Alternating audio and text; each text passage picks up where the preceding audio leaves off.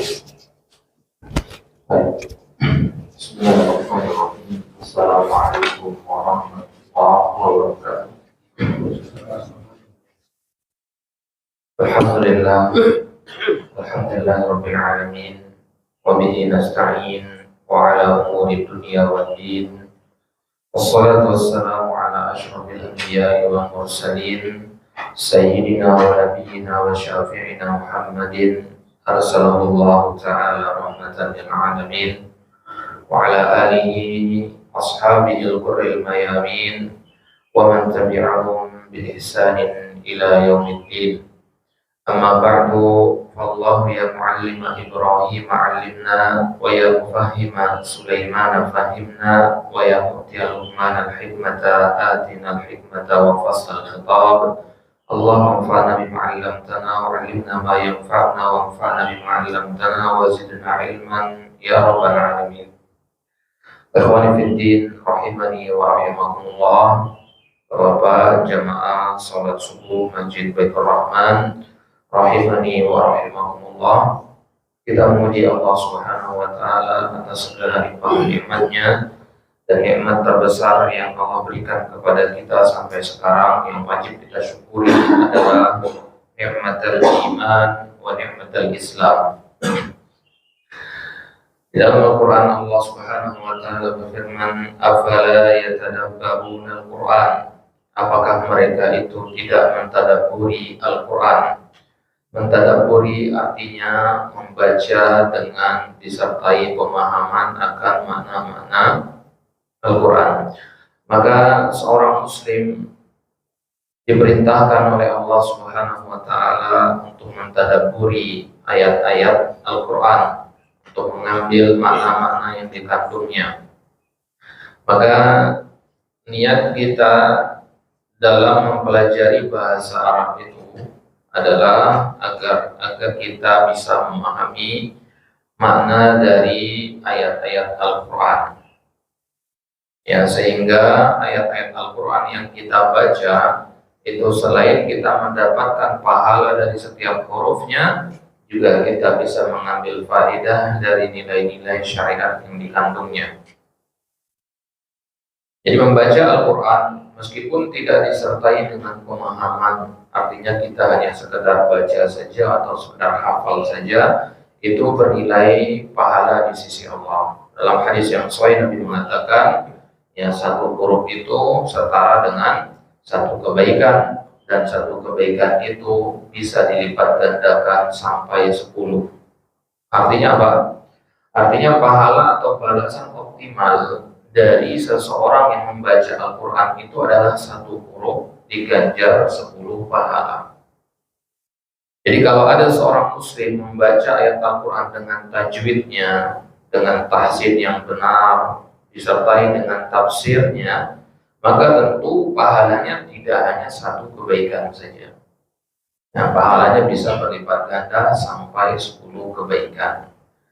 Berarti kalau ada seorang muslim membaca Al-Quran, ya, tidak disertai dengan tajwid yang benar misalkan, ya, tidak disertai dengan pemahaman yang benar, ya, atau dia tidak paham sama sekali, maka bisa jadi pahala yang didapatkan hanya satu saja. Ya, maka pahala seorang membaca Al-Quran itu bertingkat-tingkat, ya, tergantung kepada tingkat, ya, tadabburnya terhadap ayat Al-Quran. Disebutkan di dalam kitab-kitab para ulama, ya, banyak di antara para sahabat itu ketika mereka sholat malam, mereka hanya membaca satu saja dari ayat Al-Quran, ya, satu saja ayat yang dibaca dan diulang-ulang, ya, diulang-ulang terus sampai subuh. Ya, kenapa bisa begitu? Karena mereka mentadabburi apa yang mereka baca, sehingga satu ayat saja sudah banyak faedah yang mereka bisa ambil di situ. Ya, maka kita, ya, kalau tadabbur kita masih kurang, maka qiraah kita harus banyak. Ya, kalau tadabbur kita sadar masih kurang, artinya pemahaman kita terhadap ayat Al-Quran masih kurang, maka kita, ya, kompensasikan itu dengan sebanyak mungkin membaca ayat-ayat Al-Quran agar pahala kebaikan itu juga banyak kita dapatkan. Ya, maka tentu lebih baik kalau kita bisa membaca banyak dan tadabbur yang banyak juga. Baik. Maka itulah tujuan kita dari mempelajari bahasa Arab ini, bukan untuk memahami kalaman nas, bukan untuk memahami ucapan manusia, tapi untuk memahami kalam Rabbul Alamin, Allah Subhanahu wa taala. Ya. Karena perjalanan kita bersama Al-Qur'an itu adalah perjalanan yang panjang. Ya. Dimulai dengan firman Allah Subhanahu wa taala, "Warattilil Qur'ana tartila." Bacalah Al-Qur'an itu dengan tartil. Dari situ perjalanan kita bersama Al-Qur'an. Dan akhirnya ujung dari perjalanan itu adalah hadis Nabi, Iqra wartaqi. Ya, bacalah dan naiklah. Ini ucapan Allah kepada orang-orang yang menghafalkan Al-Qur'an. Yang pada hari kiamat nanti Allah akan katakan kepada mereka, bacalah dan naiklah, karena kedudukanmu ditentukan oleh ayat terakhir yang engkau baca. Ya, berarti semakin banyak ayat yang kita hafalkan, kita tahu artinya, kita pahami, maka semakin tinggi pula kedudukan kita. Yaitu yang senantiasa seharusnya kita ingat ketika kita lelah membaca Al-Quran atau mempelajari Al-Quran. Ingatlah bahwasanya ayat inilah yang akan menjadi penentu di mana letak kita nanti pada hari kiamat. Ya, maka di antara keutamaan ahli Al-Quran di padang mahsyar nanti, di kala manusia ya sibuk dengan urusannya sendiri, hanya ahli Al-Quran saja yang justru sibuk mencari kedua orang tuanya, ya, untuk memberikan syafaat. Ya, seandainya kedua orang tuanya misalkan dalam keadaan yang tidak baik, dalam kondisi yang tidak baik karena amalannya sedikit kala di dunia, ya maka kala itu ahli Al-Quran akan memberikan syafaat kepada mereka. Maka beruntung kalau seandainya kita punya anak-anak yang mempelajari Al-Quran, ya, atau kita sendiri yang mempelajari Al-Quran, karena kita akan bisa memberikan syafaat atau diberikan syafaat nantinya pada hari kiamat. Baik, itu dia tujuan kita mempelajari bahasa Arab, untuk memahami kalam Allah dan memahami sunnah Nabi SAW, yang mana kedudukan sunnah Nabi SAW adalah sebagai penafsir terhadap Al-Quran. Jadi tidak mungkin kita bisa menafsirkan Al-Quran dengan benar kecuali dengan menggunakan tafsirannya Nabi SAW. Ya, tidak boleh kita menafsirkan dengan hawa nafsu, dengan akal kita, dengan logika kita. Ya, penafsiran itu harus dalam koridor syariat, dalam tuntunan Nabi kita SAW. Baik, maka alhamdulillah taala kita sejak sudah cukup lama ya, dari sebelum Covid kita sudah mempelajari kitab Durusul Lughah ini ya, dari pertemuan yang pertama, dan alhamdulillah taala yang pertemuan terakhir kemarin itu adalah akhir dari jilid yang pertama. Jadi Durusul Lughah ini terdiri dari 4 juz atau 4 bagian. Ya.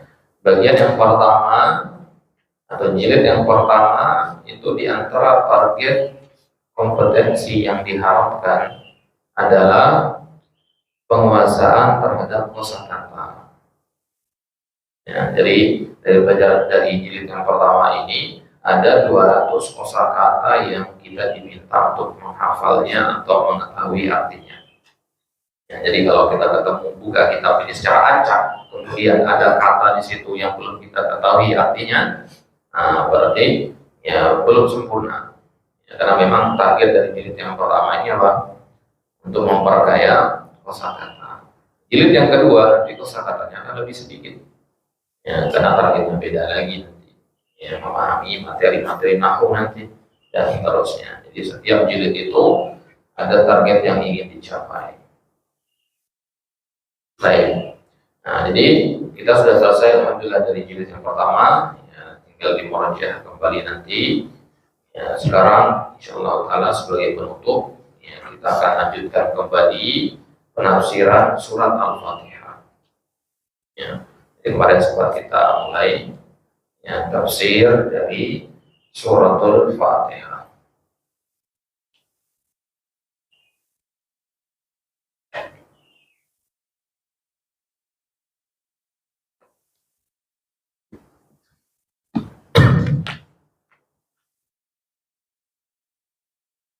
Baik. Kenapa kita pilih surat Al-Fatihah? Ya tentunya karena kemuliaan dan keagungan dari surat ini yang kita semua insya Allah tahu dan familiar dengan keutamaan dari surat Al-Fatihah. Surat Al-Fatihah yang dikatakan dalam hadis adalah surat yang paling agung di dalam Al-Quran. Kalau ayat yang paling agung itu apa? Ayat kursi. Kalau surat maka Al-Fatihah. Baik. Surat Al-Fatihah ini terdiri dari 7 ayat.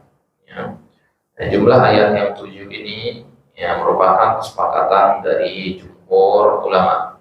Jadi tidak ada yang mengatakan 8 atau 9 kecuali 2 orang ulama yang mana pendapat mereka berdua ini menyelisihi jumhur. Nah, jadi surat Al-Fatihah ini terdiri 7 ayat berdasarkan hadis-hadis Nabi, diantaranya ketika Nabi mengatakan hiya as-sab'ul masani, dia adalah 7 ayat yang diulang-ulang. 7 ayat yang diulang-ulang artinya berarti jumlah ayat dari surat Al-Fatihah itu ada 7. Nah, surat Al-Fatihah ini sendiri memiliki banyak nama, sudah pernah kita sebutkan kemarin. Apa saja nama dari surat Al-Fatihah selain Al-Fatihah? Sabul Mazani. Yang pertama Fatihatul Kitab. Namanya adalah Fatihatul Kitab. Fatihatul Kitab itu artinya pembuka kitab. Artinya dia yang mengawali kitab Al-Quran. Entah dari sisi bacaan atau dari sisi tulisan di dalam mushaf. Jadi dinamakan Fatihatul Kitab. Fatihah artinya pembuka dalam kitab. Kemudian nama yang kedua dari surat Al-Fatihah adalah Ummul Quran. Dinamakan Ummul Quran.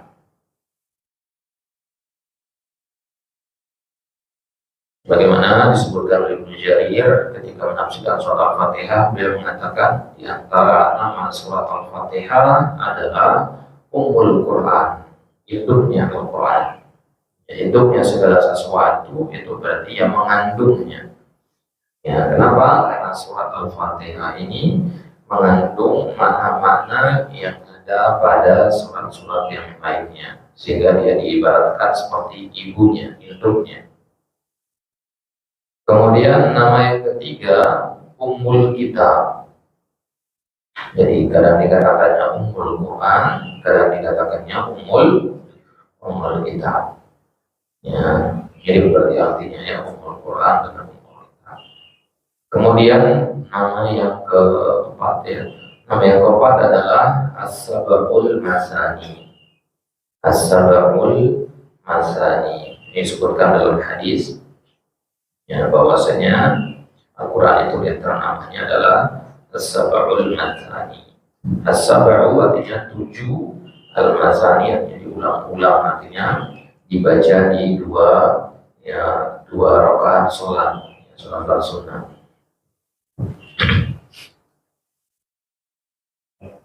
Baik, As-Sab'u Al-Masani.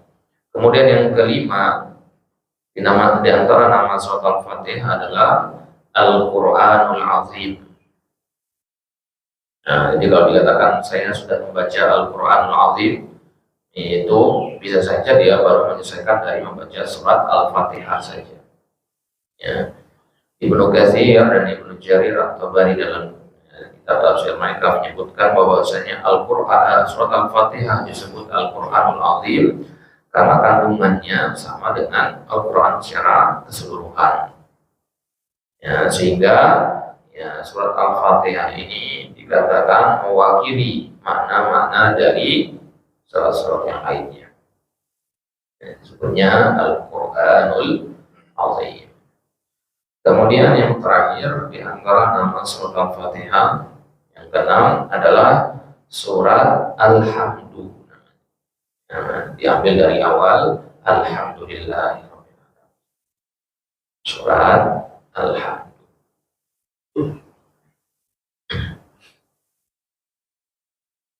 Baik. Jadi dinamakan surat Al-Hamdu karena di awal ayat dikatakan Alhamdulillahirabbil alamin. Nah, surat-surat yang lain itu juga ya, memiliki lebih dari satu nama. Jadi ya, misalkan surat At-Taubah, di antara namanya surat Baro'ah atau surat Al-Qital. Jadi satu surat itu memiliki lebih dari satu nama. Dan kaidahnya, ya semakin mulia suatu surat itu, maka akan semakin banyak pula namanya.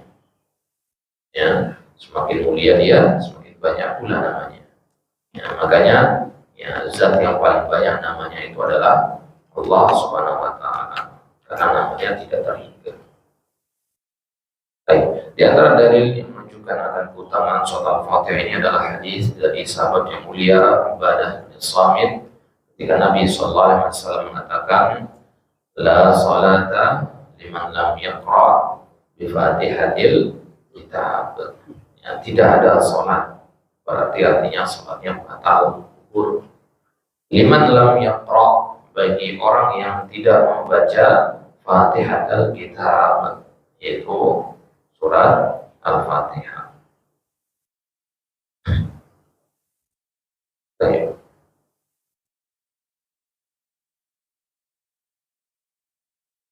Kemudian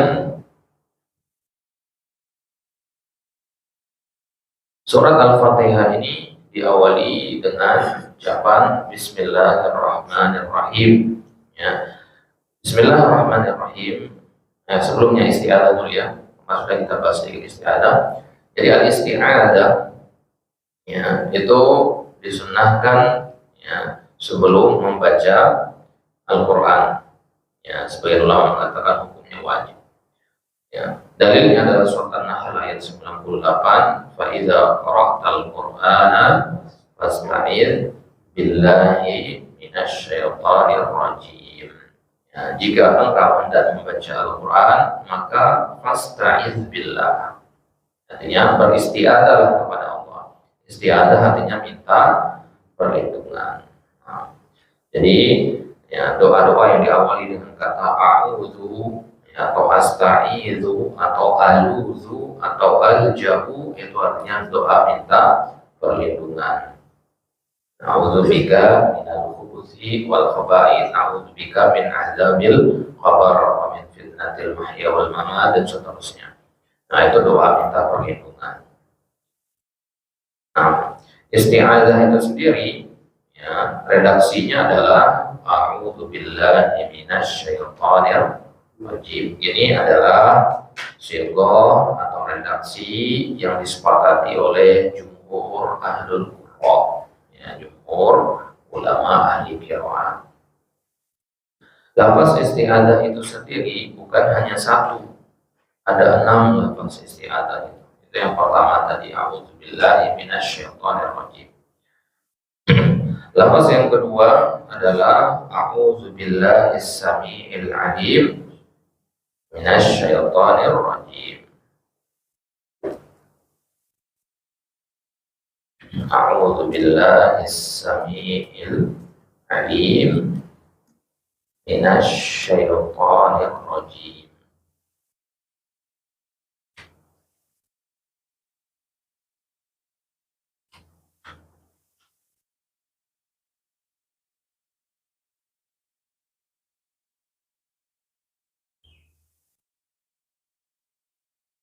Baik, ini yang kedua ya. Yang pertama tadi kan a'udzubillahi minasyaitonir rajim ya. Ini ada tambahan a'udzubillahis samiil alim. Jadi ada tambahan as-samiil alim. Jadi Nabi pernah membaca ta'awudz dengan redaksi seperti ini juga. A'udzubillahis samiil alim minasyaitonir rajim. Kemudian ya, sighah selanjutnya ya, adalah sighah yang kedua tadi ditambah dengan kalimat min apa? Min hamzihi apa? Yang syurah juga wa nafsihi wa nafsihi. A'udzubillahi as-sami'il 'alim minasyaitonir rajim min hamzihi wa nafsihi wa nafsihi.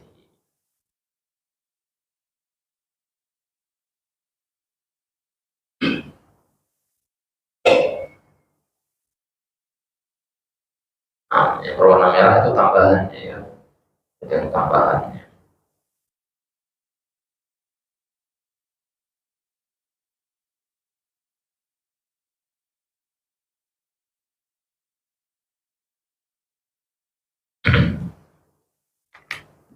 Nah, jadi boleh kita gunakan yang pertama yaitu auzubillahi minasyaitonirrajim. Boleh kita gunakan yang kedua auzubillah ditambahkan as-sami'il alim. Boleh juga kita gunakan yang ketiga tambah as-sami'il alim dan min hamdihi wa nafthihi wa nafsihi.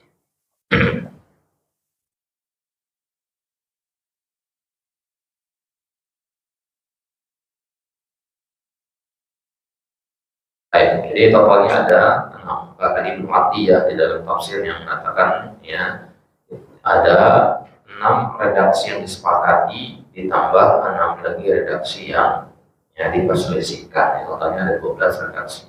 Nah, tapi sekarang cukup kita ambil 3 redaksi itu saja.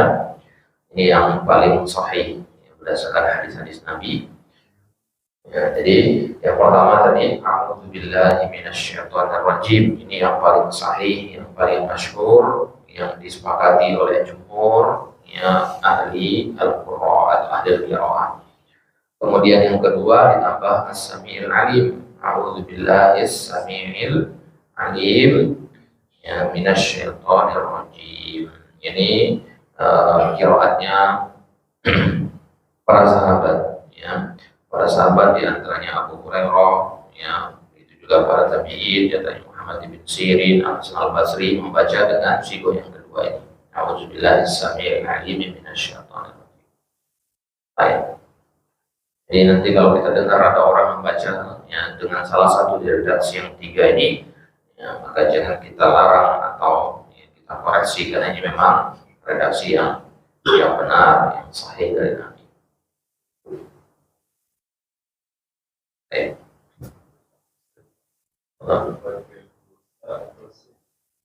Sa ya sa nafsihi itu artinya tiupan atau gangguannya. Kalau nafsihi itu jiwanya, bukan itu artinya.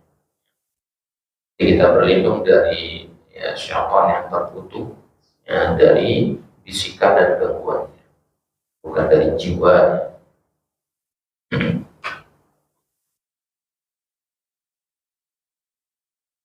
Baik, jadi redaksi yang ketiga ini yang pakai min hamzihi wa nafihi wa nafsihi ini redaksi yang diriwayatkan dari sahabat Abu Sa'id Al-Khudri yang ketika beliau meriwayatkan doa iftitah itu ya.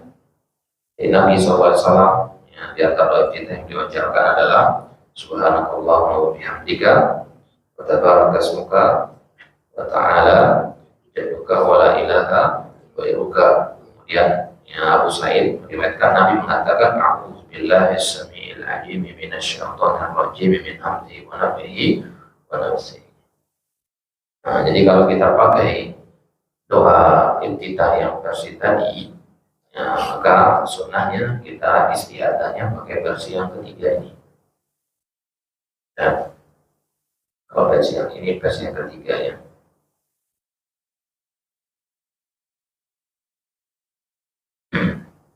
Baik, kelas ada pertanyaan seputar istiadah yang kedua.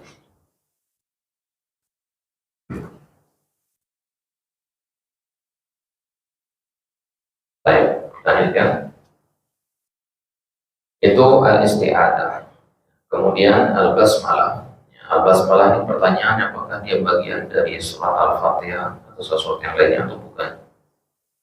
Jumhur ulama mengatakan ya, surat basmalah itu bukan merupakan bagian dari surat Al-Fatihah. Ada yang mengatakan sebaliknya juga. Ya, di antaranya beberapa orang ulama. Tapi pendapat yang paling masyhur itu adalah mengatakan basmalah itu bukan merupakan bagian dari surat Al-Fatihah. Ya, tapi di penulisan mushaf itu ditulis angka 1 di situ. Yang ditulisnya angka 1.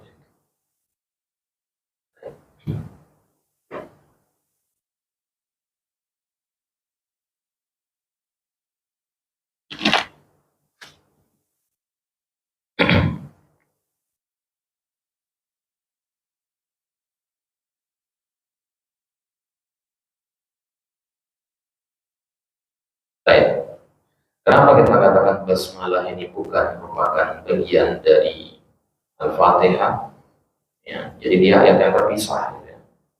Dia ayat yang terpisah. Yaitu berdasarkan hadis dari Abu Hurairah radhiyallahu taala anhu, di dalam hadis Jibril, ya, bahwasanya Nabi SAW bersabda, qala Allah Ta'ala, Allah SWT mengatakan dalam hadis qudsi, qasamtu as-salata baini wa baina 'abdi nisfain. Ya, kata Allah, ya, aku telah membagi sholat itu menjadi dua bagian, satu bagian untuk hambaku, ya, setengah bagian untuk hambaku, ya, setengahnya lagi untukku. Ya.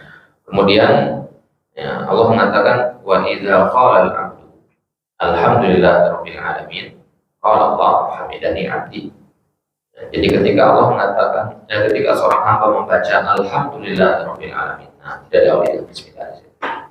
Allah mengatakan di situ, idza qala al-'abdu, kalau seorang hamba mengatakan alhamdulillahirabbil alamin, maka Allah akan menjawab hamidani rabbi, hambaku telah memujiku. Kemudian ketika kita membaca ar-rahmanir rahim, ya, maka kemudian Allah mengatakan asna alayya abdi, hambaku mengagungkanku. Ya, maliki yaumiddin, kemudian ketika kita membaca maliki yaumiddin, ya, Allah mengatakan majadani abdi, ya, hambaku yang memuliakanku. Ya. Kemudian, ya, ketika, ya, adapun ketika kita membaca iyyaka na'budu wa iyyaka nasta'in, maka kata Allah apa? Ya, hadza baini wa baina abdi. Kata Allah, ayat iyyaka na'budu wa iyyaka nasta'in itu adalah, ya, pemisah antara apa yang hamba minta dengan apa yang berkaitan dengan Allah.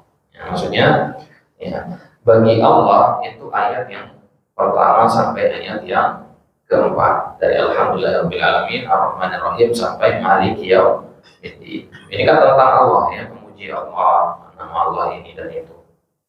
Ya, akan tetapi ayat yang ke-6 dan yang ke-7 itu kan tentang permintaan hamba, ya. Ihdinas siratal mustaqim, artinya apa? Ya, tunjukilah jalan yang lurus, tunjukilah kami jalan lurus. Berarti ini kan permintaan kita sebenarnya. Makanya tadi di awal dikatakan apa? Aku membagi sholat, maksudnya Al-Fatihah menjadi dua bagian. Ya, satu itu untukku, satu itu untuk hambaku. Yang mana untuk hamba? Ihdinas siratal mustaqim ke bawah. Kalau iya karena abudu itu pemisah. Ya, maka kalau tadi, ya, dijadikan iya karena abudu itu, ya, antara aku dan antara hambaku. Artinya dia pemisah. Nah, maka alhamdulillahirabbil alamin ar-rahmanir rahim maliki yaumiddin ini untuk Allah. Ya. Kemudian ihdinas siratal mustaqim sampai akhir surat, ya, itu untuk hamba. Dipisah dengan iyyaka na'budu wa iyyaka nasta'in. Ya. Iyyaka na'budu wa iyyaka nasta'in ini artinya apa? Hanya kepada kami menyembah. Ya, berarti tauhid bukan? Tauhid. Jadi inti dari surat Al-Fatihah itu ada pada iyyaka na'budu wa iyyaka nasta'in. Baik. Ya. Jadi iyyaka na'budu wa iyyaka nasta'in ini bahasanya super lebar panjang, ya. Ya, pembahasan iyyaka na'budu wa iyyaka nasta'in inilah yang dibahas oleh Ibnu Qayyim dalam kitab Madarijus Salikin itu. Dalam satu kitab tebal itu membahas tentang iyyaka na'budu wa iyyaka nasta'in. Jadi segala faedah kandungan mutiara dalam yang dikandung oleh ayat ini yang disebutkan Ibnu Qayyim dalam kitab tersebut, ya, dengan pembahasan yang luar biasa, bagus sekali. Kitab ini sudah diterjemahkan, ya, silakan dicari-cari kitab, itu bagus sekali. Ya, kita membahas tentang hakikat tauhid dari iyyaka na'budu wa iyyaka nasta'in. Ya, kata Syekh Utsaimin, belum ada kitab yang semisal. Belum ada kitab yang semisal, yang sebagus Ibnu Qayyim dalam menyampaikan kandungan iyyaka na'budu wa iyyaka nasta'in. Silakan. Ini mungkin hanya pemahaman saya yang biru. Tadi pemisahan iya karena butuh iya karena itu pemisahan Allah dan manusia. Begitu. Apakah pertanyaan saya seperti ini? Hak yang pertama itu iya kak pertama itu apa? Kemudian iya kak dari manusia seperti itu. Baik. Jadi nanti akan kita jelaskan ya. Ada ya. Tapi K ini kita sebutnya dengan dhamir atau kata ganti. Jadi iyaka yang pertama itu sama dengan iyaka yang kedua. Ya, dari mana kita tahu? Karena ada wawu itu. Ya. Para ulama kata Indonesia al-wawu taqdil musyarakah. Huruf wawu itu ya mewajibkan adanya musyarakah artinya kesamaan. Ya. Nah, berarti iyaka di situ kembalinya kepada Allah, maka iyaka yang kedua juga harus kembalinya kepada Allah karena kata gantinya sama. Nah, jadi sama. Ya, lantas di mana hamba di situ? Kenapa kita katakan iya karena iya karena selain ini adalah pemisah? Karena ya hak Allah kepada hamba dan hak hamba kepada Allah ada di dalam ayat ini. Iyaka itu kan Allah maksudnya. Ya, na'budu artinya kami menyembah. Siapa? Hamba. Nah, berarti hak Allah itu tauhid, ya, itu kita menyembahnya, ya, dan hak manusia, ya, itu juga ada dalam ayat ini, ya, di antara penafsirannya, yaitu di dalam hadis yang lain, ya, di dalam hadis Nabi mengatakan bahwasanya, ya, di antara hak hamba atas Allah adalah an la yu'adziba man la yusyriku bihi syai'a. Tidak boleh mengazab orang-orang yang bertauhid, yang tidak berbuat syirik. Ya, jadi kita punya hak atas Allah. Apa hak kita? Allah nggak boleh azab kita kalau kita bertauhid. Ya, sedangkan haknya Allah atas hamba, kita harus bertauhid. Ya. Nah, dan kedua-duanya ada di dalam ayat ini, ya karena aku wa iya karena nasta'in. Jadi ada penyebutan Allah dan ada penyebutan hamba di situ. Ya, mana penyebutan Allah di situ? K itu. Mana penyebutan hamba? Na'budu sama nasta'in. Nanti kan kita bahas coba. Baik. Jelasan di sini coba ya. Baik. Nah, kita mulai dari penafsiran Bismillahirrahmanirrahim. Kita coba tafsir kita saja ya. Nah, Bismillah itu diawali dengan huruf B. Ya, jadi ini satu kata B. Ismi ini satu kata lagi. Jadi bukan satu, hitungannya satu. Bismi itu satu tidak. Bismi itu dua. Ya, yang pertama B. Ya, B itu sendiri dalam bahasa Arab artinya dengan. Ya, B itu huruf apa namanya kemarin? Huruf jar. Nah, setelah huruf jar itu konsekuensinya apa? Harus kasroh. Nah, makanya di situ ada kata ismi, ya, bismi. Kalau ada baca bismu jelas salah. Nah, kemudian kata yang kedua ada kata ismi di situ. Ismi itu berasal dari kata ismun. Ya, tadinya dia penulisannya begini ya, ismun. Ya, ada apa di situ?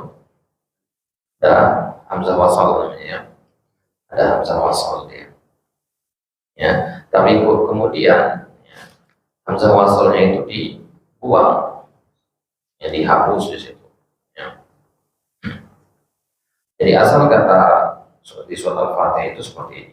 Ya, bi ditambah kata ismun. Okay. Ketika digabung jadinya seperti bis. Seharusnya kan begini ya. Ini kan.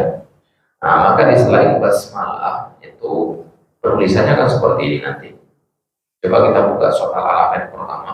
Iqra bismi rabbikal ladzi khalaq. Akan seperti ini penulisan bismi di situ. Ada hamzah wasalnya. Ya, tapi di basmalah di awal surat itu tidak ada. Ya, tidak ada di situ. Lihat suatu istimal kata Zamakhsyari, karena saking seringnya diucapkan basmalah itu sehingga banyak tempat penggunaannya, dan untuk meringankan maka hamzah wasalnya dihapus atau dibuang. Afwan itu kata Al-Khalilnya, Al-Khalil bin Ahmad Al-Faridi. Baik, ya, bismi, ya, berarti kita harus tahu hati dulu, hafali kata ismun tadi. Ya. Jadi akar katanya adalah ismun. Ismun itu sendiri artinya nama. Maka sering kita dengar mas muka, ya kan? Mas muka, ismuka itu dia nama. Jadi dengan nama, ya, dengan nama siapa? Dengan nama Allah. Ya, kata Allah itu sendiri ya diambil dari kata ilah. Pada kalimat tauhid la ilaha itu ya. Ya, ilah itu sendiri diambil dari kata yang lain yaitu ma'luh. Ma'luh artinya ma'bud, sesembahan. Jadi ilah itu artinya sesembahan. Maka ketika kita mengatakan la ilaha illallah, itu artinya tidak ada sesembahan apapun itu bentuknya. Ya. Kalau kita mendengar kata sesembahan selain Allah tentunya, yang kita bayangkan itu apa? Berhala biasanya, patung, pohon besar, ya, batu. Ya, tapi sesembahan tidak ya, sesempit itu cakupannya. Ya, segala hal yang dituhankan oleh orang, maka itulah yang disebut dengan kata ilah itu. Ketika seseorang lebih memilih mengejar dunia daripada untuk beribadah kepada Allah, maka dalam kondisi seperti itu dia telah menjadikan dunia sebagai ilahnya. Ya, ketika misalkan dia lebih memilih ya, bekerja terus ya, dan ya, menghiraukan panggilan azan, nah, berarti dia telah menjadikan ada sesembahan selain Allah. Nah, jadi mafhum syirik, pemahaman yang benar tentang syirik menyekutukan Allah itu tidak hanya sebatas sujud di depan kuburan atau di depan patung berhala, tidak. Nah, jadi sesembahan yang kita ya, buat selain Allah itu bisa juga sesuatu yang kasat mata, ya, sifatnya manawi. Baik. Jadi nama Allah yang paling agung itu adalah Allah. Allah kan punya banyak nama ya. Ar-Rahman, Ar-Rahim, Al-Malik, Al-Qudus, As-Salam, dan seterusnya. Nama Allah yang paling agung dan sekian banyak nama itu adalah Allah. Makanya itu yang digunakan untuk mengawali Al-Quran. Ya, nama yang pertama kali Allah sebutkan dalam Al-Quran itu bukan Ar-Rahman, bukan Al-Malik, bukan Al-Qudus, tapi Allah. Nah, ini menunjukkan kenapa nama Allah yang paling agung. Kenapa nama Lafzul Jalalah ini yang paling agung? Karena Lafzul Jalalah ini mengandung makna keberhakannya Allah untuk disembah. Ya, jadi percuma kita mengakui Allah itu Al-Malik, Al-Qudus, tapi tidak mengakuinya sebagai Allah. Jadi maksudnya Allah artinya apa tadi? Kesembahan kan? Dari kata ilah. Jadi percuma kita mengakui Allah itu penguasa pada hari kiamat, ya, yang memberi rezeki, yang menghidupkan dan mematikan, tapi tidak mengakui Allah sebagai sesembahan. Nah, makanya harus kita mengakui Allah sebagai sesembahan dulu, baru kita mengakui Allah itu Ar-Rahman, Ar-Rahim, Al-Malik, Al-Qudus, dan seterusnya. Ya, makanya surat Al-Fatihah atau Al-Quran secara keseluruhan diawali dengan nama yang agung, Allah. Dan tidak ada satupun makhluk yang boleh menyandang gelar atau nama ini, tidak boleh. Nah, kemudian nama selanjutnya ya, atau kata selanjutnya di situ adalah Ar-Rahman Ar-Rahim. Ya, Ar-Rahman Ar-Rahim ini nama Allah selanjutnya. Nah, jadi dijelaskan sekarang kepada kita siapa Allah itu Ar-Rahman Ar-Rahim. Jadi Ar-Rahman Ar-Rahim dalam ilmu nahwu ini kedudukannya sebagai kata sifat, ya, untuk mensifati kata Allah sebelumnya tadi. Kalau kita mendengar kata Allah itu kan kandungan maknanya apa? Ada makna kekuasaan, ketegasan, keagungan di situ ya. Ya, tegas intinya kan ketika mendengar kata Allah itu yang kita rasakan. Tapi ketika mendengar kata Ar-Rahman Ar-Rahim, yang kita ingat itu adalah kasih sayangnya Allah, lawan dari nama sebelumnya. Karena Ar-Rahman Ar-Rahim itu berasal dari satu akar kata, yaitu rahmah. Rahmah artinya apa? Kasih sayang. Ya, berarti apa? Di dalam lafaz basmalah ini ada 3 nama Allah. Satu nama menunjukkan akan ketegasan dan kekuasaan Allah, dan 2 nama menunjukkan akan kasih sayang dan kelembutannya. Ya, makanya dalam hadis qudsi Allah mengatakan, "Inna rahmati wasi'at ghadabi." Sesungguhnya rahmatku, kasih sayangku itu melebihi amarahku. Di Allah murka ya kepada orang-orang yang melanggar perintahnya, tapi kasih sayang Allah di atas murkanya. Ya, karena di situ 2 nama menunjukkan kasih sayang, 1 nama menunjukkan ketegasan atau keteguhan.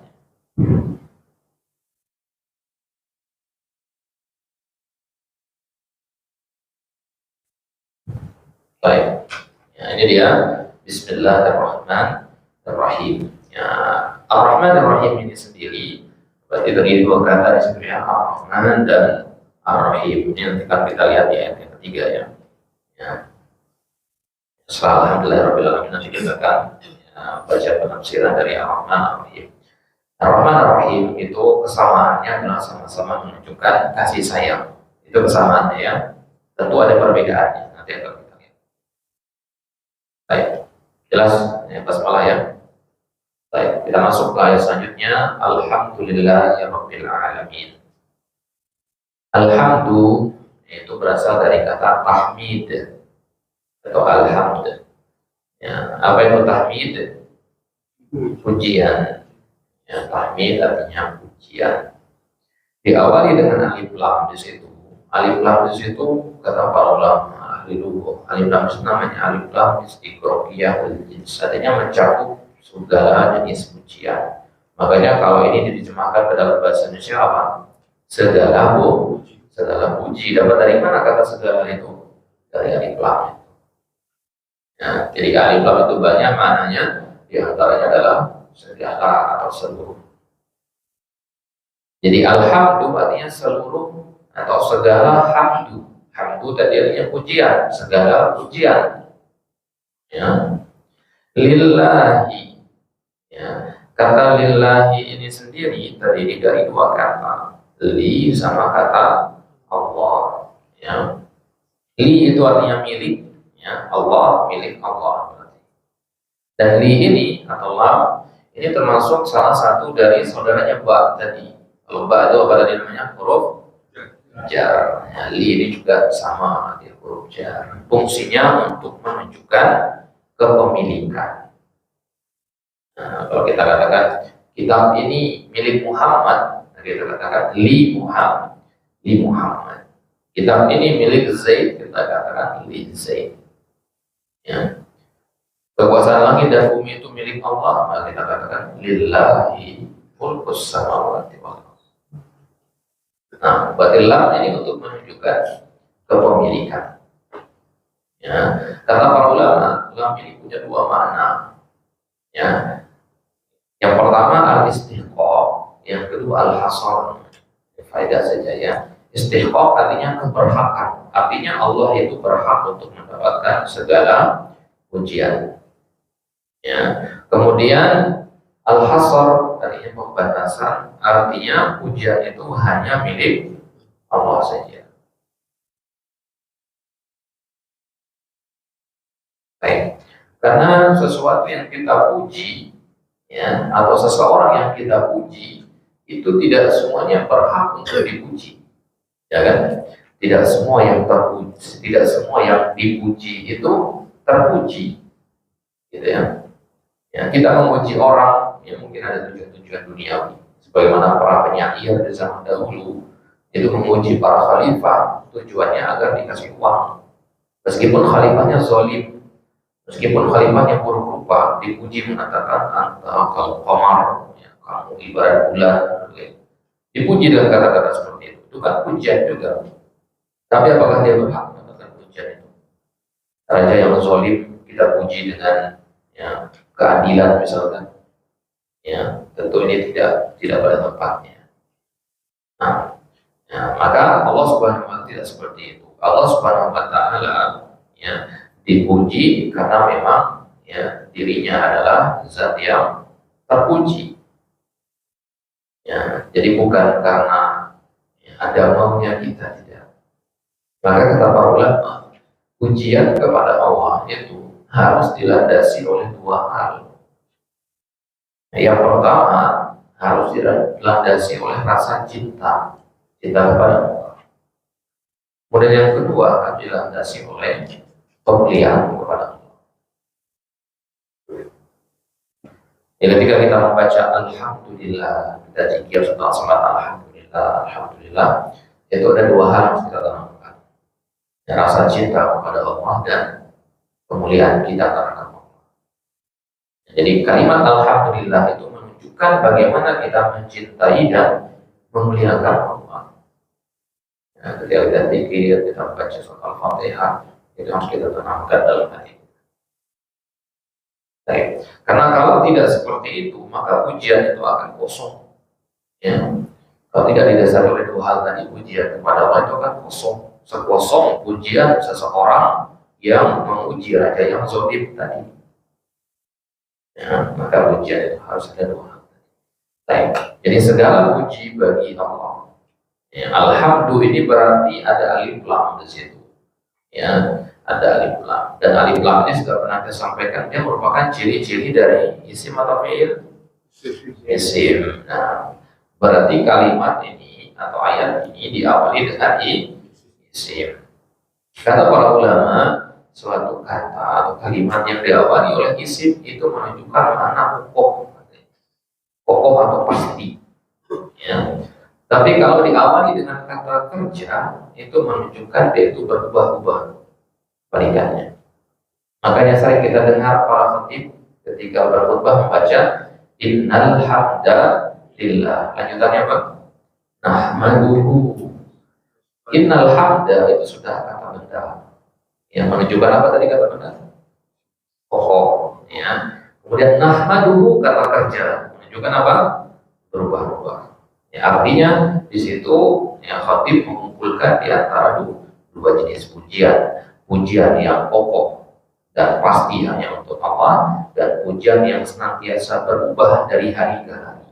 Maksudnya pujian yang beraneka ragam kepada Allah, yang terus-menerus berulang-ulang. Jadi ketika kita mengatakan innal hamdalillah nahmaduhu wa nasta'inuhu, itu maknanya adalah ya segala puji pasti bagi Allah dan kita senantiasa memujinya. Ya, kalau kita mengatakan segala puji bagi Allah, bisa jadi kita memujinya hanya pada hari ini saja. Tapi kalau kita tambah dengan kata nahmaduhu, artinya kita senantiasa memuji Allah setiap harinya. Jelas di mananya ya? Nah, makanya dalam khutbatul hajah itu dibawakan kedua-duanya agar mencakup kedua jenis pujian tadi. Ya. Nah, jadi alhamdulillah, maka orang kafir Quraisy di zaman Nabi dulu, ketika surat Al-Fatihah itu turun, surat Al-Fatihah ini Makkiyah ya, turunnya di Makkah itu. Ya, jadi sebab turunnya atau kejadian ketika turunnya surat Al-Fatihah ini adalah ketika suatu waktu Nabi sedang duduk bersama Jibril, tiba-tiba terdengar ya seperti kayu yang patah dari atas dan suaranya besar sekali. Padahal Nabi dengan Jibril sedang duduk di tempat terbuka. Nabi otomatis melihat ke atas. Dan Jibril mengatakan itu adalah sebuah pintu langit yang terbuka, yang mana ia belum pernah terbuka sebelumnya. Ini pintu yang baru terbuka hari ini saja. Ya, kemudian datanglah seorang malaikat, ya, membawa nampan yang berisi dua cahaya. Di atas nampan itu ada dua benda yang bercahaya. Dan Jibril mengatakan ini adalah malaikat yang baru turun sekarang, belum pernah turun sekalipun sebelumnya. Ya, kemudian dua cahaya yang di bawah itu adalah surat Al-Fatihah dan akhir-akhir dari surat Al-Baqarah. Ya, itu dua cahaya. Yang mana surat Al-Fatihah ini adalah kekhususan umat ini. Jadi surat Al-Fatihah ini tidak ada dalam Injil, Zabur atau Taurat. Ya, Al-Quran, di dalam Al-Quran itu ada beberapa ayat yang dulu ada di dalam Injil, ada beberapa ayat yang dulu ada dalam Taurat, dalam kitab-kitab sebelumnya, karena Al-Quran memang rangkuman dari kitab-kitab itu, gitu ya. Tapi tidak ada surat Al-Fatihah dalam ya, kita terdahulu. Ya, kita pada surat Al-Fatihah ini merupakan hadiah dari Allah untuk umat ini. Tidak diberikan kepada umat-umat terdahulu. Baik. Lanjutkan. Rabbil alamin. Rabbi. Ya, Rabbi itu kita ambil dari kata rububiyah. Ya, sering kita dengar tauhid rububiyah ya. Jadi ketika kita mengatakan tauhid rububiyah, artinya kita mengesahkan Allah dengan mengakui bahwasanya Dia adalah Rabb kita. Itu makna dari tauhid rububiyah. Ya, jadi Allah dikatakan Rabb. Ya, kalau Rabb itu diartikan dalam bahasa Indonesia apa? Tuhan itu kan Allah tadi itu. Nah, Rabb itu sendiri apa? Ya, tidak ada kata dalam bahasa Indonesia yang bisa mewakili kata Rabb itu dalam satu kata. Tidak ada. Makanya dalam kitab-kitab Rabb itu dibiarkan Rabb doang kan. Sehingga masyhur kan kata Rabb ini ya Rabb. Jarang diterjemahkan kan. Karena memang nggak ada kata yang mewakili Rabb itu. Ya. Kalau dikatakan Tuhan, bukan Tuhan saja dinamakan Rabb itu. Ya. Jadi yang dikatakan Rabb itu harus ada padanya 3 sifat. Yang pertama, Dia menciptakan, yang kedua dia mengatur, yang ketiga dia menguasai. Ya, dia harus adalah Al-Khaliq, pencipta, dia harus adalah Al-Mudabbir, pengatur, dan dia harus adalah Al-Malik, penguasa. Nah, barulah dia dikatakan Rabb. Nah, jadi kalau Tuhan kan maknanya sembahan ya, sembahan. Ya, tidak mengakomodir makna Rabb secara keseluruhan. Maka ketika kita mengakui Allah adalah pencipta kita, ketika kita mengakui Allah mengatur alam semesta, ketika kita mengakui Allah itu yang menguasai yang langit dan bumi, maka ketika itu kita dikatakan sudah memiliki tauhid rububiyah. Ya.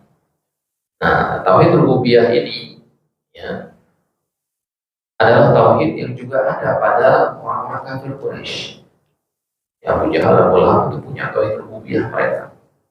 Ya, artinya meskipun mereka menyembah berhala, kalau ditanya siapa yang menciptakan mereka menjawab Allah. Bahkan orang-orang Arab jahiliyah dulu kalau bersumpah itu bersumpah dengan nama Allah. Ya, bahkan mereka menamakan berhala-berhala itu dengan nama-nama Allah juga. Lata, Uzza, Manat, itu diambil dari Asmaul Husna. Lata itu dari kata ilah, ya. Uzza dari kata aziz, Manat itu diambil dari kata al-Mannan. Ya, nama-nama Allah semua. Ya, jadi artinya mereka itu punya tauhid rububiyah. Tapi yang mereka tidak miliki itu adalah tauhid uluhiyahnya. Makanya misi dakwah para nabi itu adalah membawa tauhid uluhiyah. Jadi kalau ada orang nyembah kubur, kemudian ketika kita larang alasannya gak apa-apa saya nyembah kubur, yang penting saya tetap meyakini Allah pencipta. Nah ini kan sama persis dengan ucapannya orang-orang kafir Quraisy.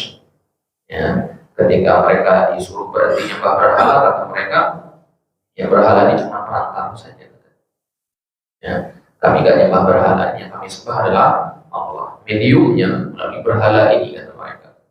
Ini kan sama persis seperti dalihnya orang-orang yang menyembah kubur, menyembah orang-orang soleh sekarang. Jadi tauhid yang paling penting itu adalah tauhid uluhiyah. Ya, semuanya tentu penting, ya, tapi yang terjadi pengingkarannya, yang banyak orang terjatuh kepadanya adalah tauhid uluhiyah. Kalau kita tidak punya tauhid rububiyah, kafir. Kalau kita tidak punya tauhid uluhiyah, musyrik. Ya. Kemudian kalau kita tidak punya tauhid asma wa sifat, kita akan sesat. Ya, firqah-firqah itu kenapa ada banyak golongan, ada 73 golongan. Dan hanya satu yang masuk surga. Nah, bisa ada 7 kita firqah itu. Apakah penyimpangan mereka dalam tauhid rububiyah? Tidak. Apakah dalam tauhid uluhiyah? Tidak. Tapi dalam tauhid asma wa sifat. Mereka keliru dalam menafsirkan summa stawa 'alal 'arsy. Ya. Ya, mereka keliru menafsirkan wajah Allah. Mereka keliru menafsirkan apa yang dimaksud dengan tangannya Allah dan seterusnya. Itu kan penyimpangan dalam tauhid asma wa sifat. Jadi Allah itu adalah Rabb. Ya. Kenapa ketika kita membaca Alhamdulillah, segala puji bagi Allah. Mungkin kita bertanya-tanya, bagi orang baru masuk Islam misalkan atau baru pertama kali baca Al-Quran, dia akan bertanya-tanya, kenapa Allah ini berhak untuk dipuji? Maka dijelaskan Rabbil Alamin, karena dia adalah Rabbnya Al-Alamin. Dijelaskan langsung sama Allah. Ya, maka Al-Alamin itu artinya berasal dari kata alam, artinya alam semesta. Kata para ulama, kullu ma siwallahi fahuwa alam. Segala sesuatu, segala eksistensi selain Allah itu adalah alam. Jadi kita juga bagian dari alam. Rabbil alamin, Rabbnya alam semesta.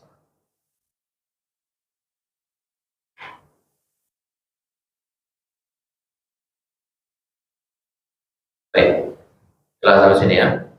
Berarti dari ayat ini alhamdulillah rabbil alamin, ya, tauhid apa bisa kita ambil di sini? Rububiyah, uluhiyah atau semua sifat.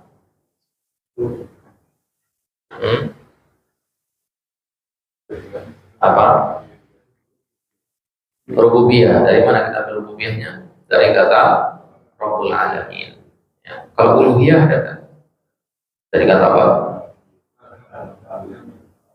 Nah, alhamdulillah, kan alhamdulillah itu ibadah, dan tauhid uluhiyah artinya tauhid ibadah. Ya, kalau sama sifat ada itu nama Allah. Nah itulah ya, kita kumpul ketiga tauhid itu pada ayat ini. Alhamdulillah Rabbil Alamin. Jadi kalau kita baca ayat Al-Quran itu tidak ada satupun ayat apa kecuali pasti ada kandungan tauhid di dalamnya. Ya. Sebut ayat apa saja dalam Al-Quran itu ada kandungan tauhidnya. Kalau tidak rububiyah ya uluhiyah, tidak rububiyah dan asma wa sifat. Ya. Nah, maka golongan Asy'ariyah itu membantah pembagian tauhid menjadi tiga, mengatakan tauhid membagi jadi tiga itu adalah pembagian yang bid'ah. Ya. Nah, pembagian menjadi tiga ini memang tidak ada di kalangan para ulama zaman dulu ya, para sahabat tidak ada mengatakan tauhid tiga. Tapi pembagian tauhid menjadi tiga ini tidak bertentangan dengan Al-Quran. Kenapa? Karena kalau kita teliti ayat Al-Quran dari awal sampai akhir, dari surat Al-Fatihah sampai surat An-Nas, itu tauhid itu nggak akan keluar dari tiga tadi. Ya. Sama seperti kalau kita mengatakan ya, kata dalam bahasa Arab dibagi menjadi berapa? Nah, tiga, isim, fiil, dan huruf. Mana dalil yang mengatakan itu? Nggak ada dalil yang mengatakan itu. Orang Arab mengatakan isim, fiil, dan huruf itu nggak ada. Istilah isim itu nggak ada zaman dulu. Ya. Isim, fiil, huruf itu. Para ulama membagi menjadi tiga itu kenapa? Karena setelah mereka meneliti ucapan orang Arab, ternyata ucapan orang Arab itu nggak keluar dari tiga kelompok tadi.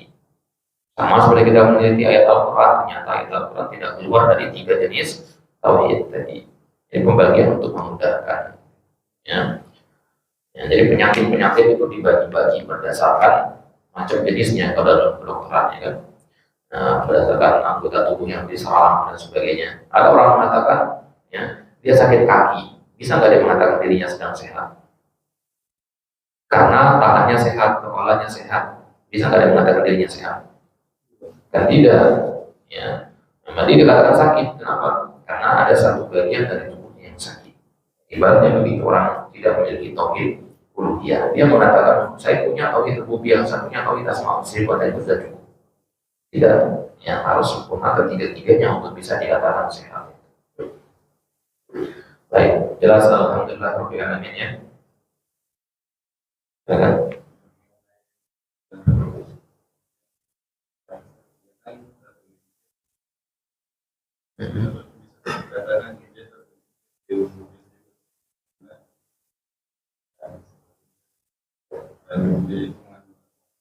Nah, baik. Jadi perbedaan antara asma wa sifat dengan rububiyah itu fundamental, hal yang paling mendasar yang harus ada pada seorang hamba, itu yang disebut dalam salah satu usul. Kita salah satu usul itu semuanya pakai rububiyah. Nah, jadi ketergelinciran pada tauhid asma wa sifat itu ada yang menyebabkan ketergelinciran juga pada bab tauhid rububiyah. Ya. Jadi kalau orang keliru dalam tauhid rububiyah, maka otomatis dia keliru pada dua tauhid yang lainnya. Tapi orang yang keliru pada tauhid asma wa sifat belum tentu keliru pada tauhid rububiyahnya, tidak semua. Maka ada di dalam firqah yang dikelompokkan sesat. Ya, ada bahkan yang dikelompokkan sampai kafir. Yang dikelompokkan sampai kafir ini karena dia sudah meruntuhkan fondasi dari itu tauhid rububiyah. Nah, jadi kalau kesesatannya hanya sebatas tauhid asma wa sifat, tidak sampai menyentuh tauhid rububiyah, hal yang fundamentalnya, ya maka ya, tidak dihukumi kafir, dia hanya dihukumi sesat. Ya, kapan dihukumi sesat? Kalau sudah sampai tauhid rububiyah. Ibarat bangunan, kalau ada rayap sudah menggerogoti fondasinya, tidak bisa diselamatkan lagi. Tapi kalau rayapnya hanya menggerogoti atap saja atau jendela saja, masih bisa diselamatkan bangunan. Ya. Baik. Lanjutkan Ar-Rahman, Ar-Rahim. Ya. Ar-Rahman ya, dengan Ar-Rahim tadi kita katakan artinya sama, berasal dari kata Ar-Rahman. Ya. Baik, perbedaan antara keduanya adalah ya, Ar-Rahman itu adalah sifatnya Allah. Ar-Rahim itu adalah perbuatannya. Ar-Rahman itu dari judul bahasa wazannya fa'lan. Wazan fa'lan itu kata sifat ke dalam bahasa Arab. Ya, sifat musyabahah di isim fa'il. Ya, sifat Allah. Jadi artinya Ar-Rahman itu adalah zat yang memiliki kasih sayang yang luas. Dzur-rahmatil wasi'ah. Yang memiliki sifat kasih sayang yang luas, yaitu arti Ar-Rahman. Jadi ketika kita mengatakan Allahur Rahman, ya, itu artinya kita mensifati Allah dengan sifat kasih sayang. Tapi kalau kita mengatakan Ar-Rahim, ya, itu artinya kita menyebutkan bahwasanya Allah itu ya, zat yang melakukan perbuatan mengasihi dan menyayangi. Jadi dia lebih ke perbuatan. Ar-Rahim itu perbuatannya, ya, Ar-Rahman itu sifatnya. Ya. Makanya Ar-Rahim ini, ya, atau Ar-Rahman ini biasanya kalau diartikan dalam bahasa kan maha, ya, maha pengasih lagi maha penyayang. Pengasih dan penyayang tidak ada bedanya sebenarnya. Ya, dalam bahasa ya sama-sama disebut dengan kata Rahman, ya, pengasih dan penyayang. Nah, bedanya adalah pengasih itu adalah kata sifat, ya, penyayang itu adalah ya, kata kerjanya, perbuatan. Baik, jelas sampai sini? Oleh insya Allah ya. Baik, ini tentu penulisan ringkas saja ya.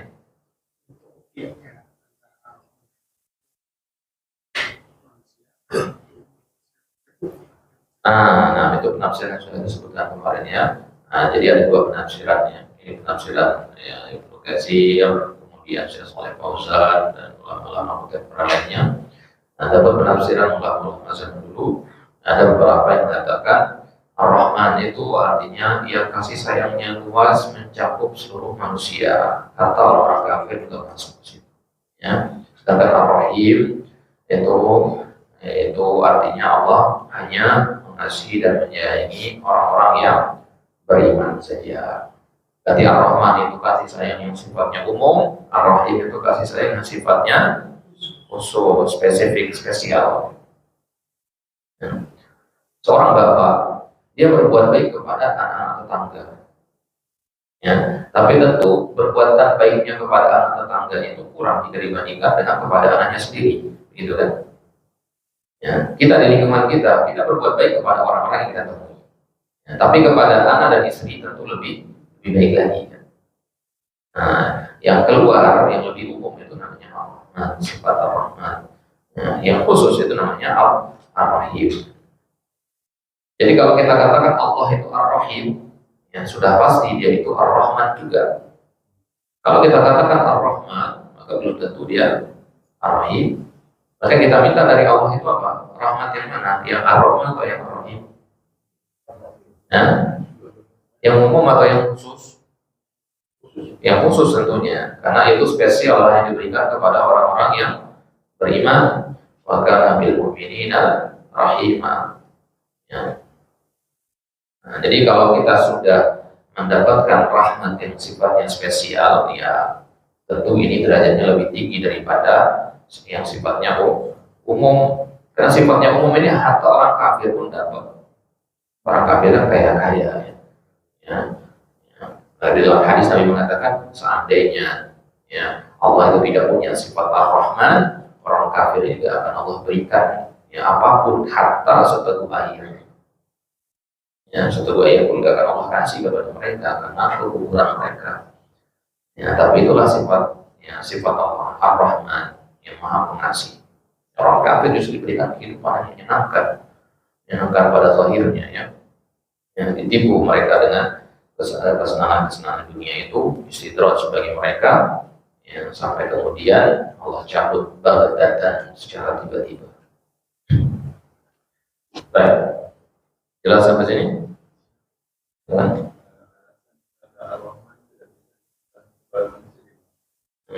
Nah, karena tadi kita artikan Ar-Rahman itu kan yang kasih sayangnya luas, ya, yang maha luas kasih sayang, dan manusia tidak akan ada yang bisa seperti itu.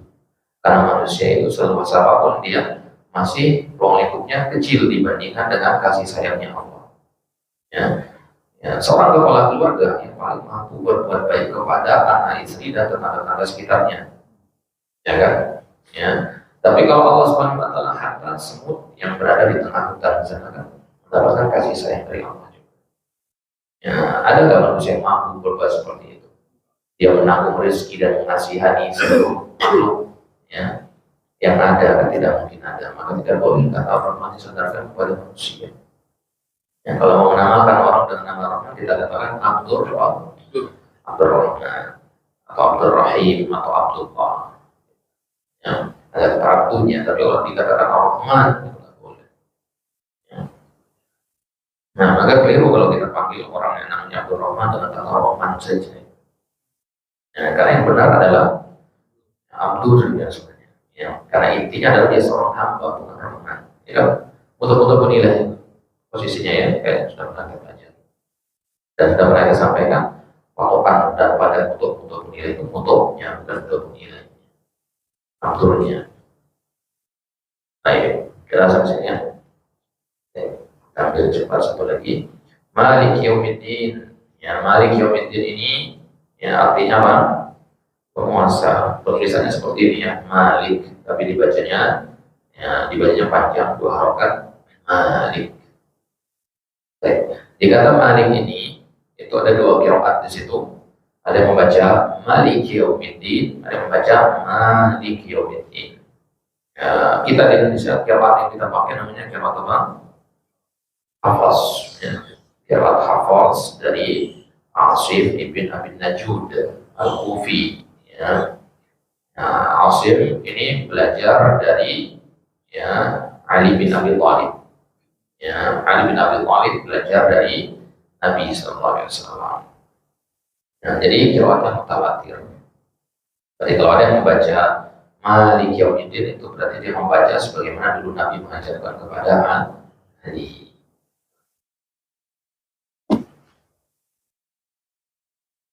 Lantas bedanya apa? Malik sama Malik. Selain dari sisi qiraat juga ada beda dari sisi makna. Meskipun kedua-duanya benar. Ya. Karena kalau dibaca pendek, Malik itu artinya pemilik. Kalau dikatakan Malik artinya apa? Penguasa. Mana lebih tinggi derajatnya? Pemilik atau penguasa? Nah, yang memiliki belum tentu menguasai.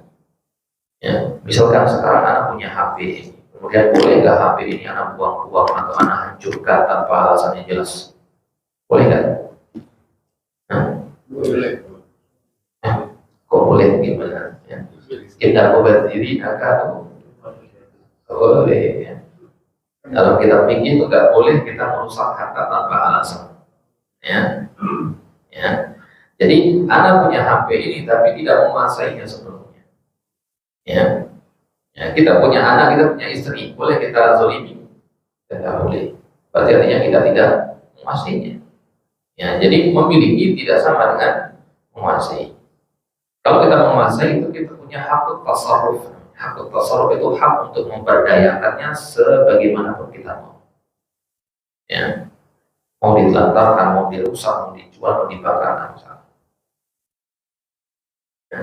Berarti kepemilikannya Allah dengan kepemilikannya manusia sama atau beda? Beda-bedanya di mana? Ya, kepemilikannya Allah itu sempurna. Ya, Allah memiliki kita. Ya, kita adalah miliknya Allah. Inna lillahi wa inna ilaihi raji'un. Kita miliknya Allah. Maka artinya Allah itu berhak untuk mau apa-apa pun kita ini. Yang mau diazab atau diberi rahmat dan sebagainya. Ya, Allah berhak untuk melakukan itu. Akan tetapi kan, bahwasanya Allah itu tidak pernah menzalimi hambanya. Jadi meskipun Allah mampu melakukan apapun atas diri kita, tapi Allah itu tidak pernah menzalimi kita sedikit pun. Ya. Kalau kita dikatakan punya hak atas sesuatu, punya kontrol terhadap sesuatu, maka bisa jadi kita lepas kontrol dan ya merusak hal tersebut. Ya, tapi kalau Allah Subhanahu Wa Taala ya tidak seperti itu. Allah Subhanahu Wa Taala menguasai sesuatu disertai dengan hikmahnya. Nah, itu bedanya ya. Jadi kalau kita baca Malik Yaumiddin artinya Allah itu adalah pemilik hari ad-din, hari pembalasan. Tapi kalau kita katakan Malik Yaumiddin artinya Allah itu penguasa pada hari pembalasan. Jadi dua-dua maknanya benar, hanya saja penguasa itu lebih tinggi karena penguasa pasti adalah pemilik. Ya. Baik. Kemudian yaum artinya harinya. Kalau kita kata yaum itu hari, yaumul hisab, yaumul din, ya, yaumul qiyamah dan seterusnya. Kemudian kata ad-din itu banyak artinya, ada 4 artinya. Di antaranya ad-din itu artinya adalah al-jaza, yang pembalasan. Ya, nah, disebutkan dalam hikam, ya, karena dinu dan ya sebagaimana kau berbuat seperti itu engkau akan dibalas. Jadi ad-din itu artinya pembalasan. Nah, kalau kita katakan inna ad-dina indallahil Islam, ya, din itu artinya apa? Agama. Ilah. Jadi din itu banyak artinya. Kalau di sini bukan artinya hari agama, bukan, tapi hari pembalasan. Hari pembalasan maksudnya hari hisab itu, ya, pada hari kiamat. Baik, pamit apa bisa kita ambil dari ini?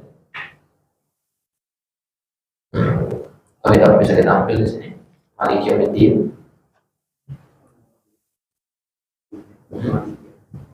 Tauhid rububiyah, ya, juga tauhid asma wal sifat dari Malik. Baik. Jadi al-jaza itu dari pembalasan. Al-jazau min jinsil amal. Silakan. Baca Maliki, baca Malik. Itu tadi mana yang sering dipakai Rasulullah? Malik yang saya ke Alif atau yang tadi Alif kan yang Maliki. Ya, kemudian yang Maliki itu maknanya sama. Yang dibaca oleh Rasul itu yang panjang yang pendek. Baik. Jadi ada 2 qiraat tadi kita katakannya, ya, mengatakan Malik sama Malik. Yang mana yang ya, lebih banyak? Yang lebih banyak itu yang membaca dengan panjang, ya, membaca dengan panjang.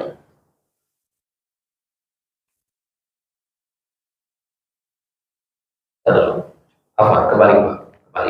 Yang membaca dengan pendek itu lebih banyak. Ya, karena membaca dengan panjang itu tiga ahli qiraat, ya, ada Kisai, Khalaf dengan Hafs. Ya, Imam ahli qiraat itu ada 10. Nah, jadi 3 dari mereka membaca dengan bacaan yang panjang. Malik, sisanya membaca dengan pendek. Malik Yaumiddin. Ya. Ya. Jadi 10 ahli qiraat, 3 dari antara mereka membaca dengan panjang. Betul, lebih banyak yang membaca dengan pendek. Yang Malik.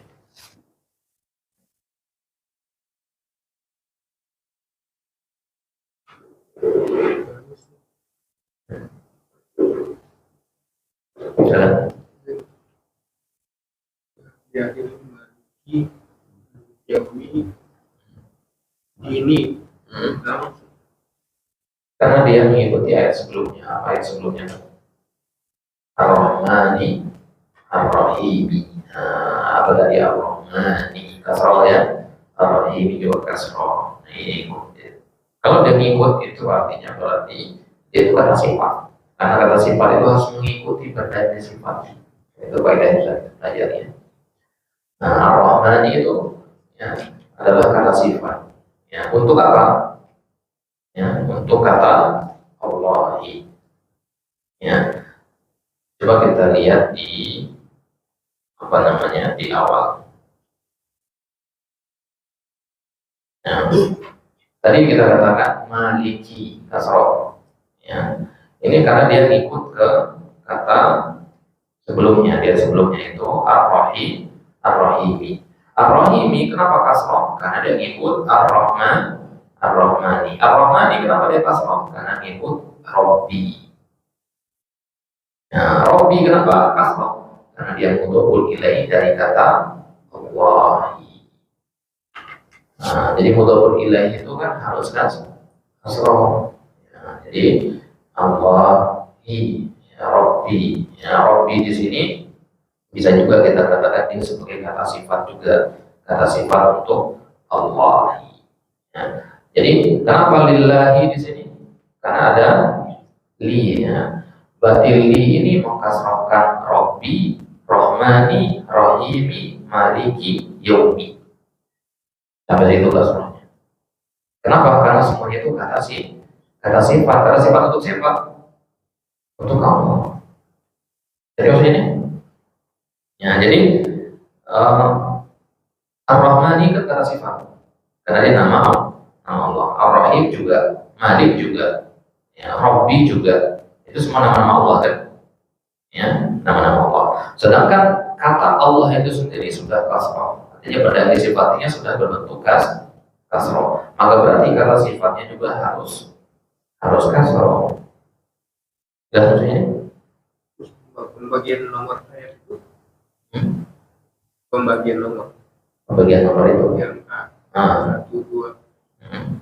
Kenapa? Buat berarti Selesai sampai di situ. iya. Nah, Lagi. tidak ya. Jadi pembagian ayat itu ya tidak selalu artinya ayat itu sampai selesai di situ, artinya tidak. Makanya sering kita temukan ada tanda wakaf kan di atas Al-Quran itu ya. Itu wakaf, kadang wakaf itu harus berhenti, kadang boleh lanjut, kadang lebih baik berhenti, kadang lebih baik lanjut dan sebagainya. Itu untuk menunjukkan bahwasanya ayat sebelumnya itu masih ada kaitannya dengan ayat selanjutnya. Gitu.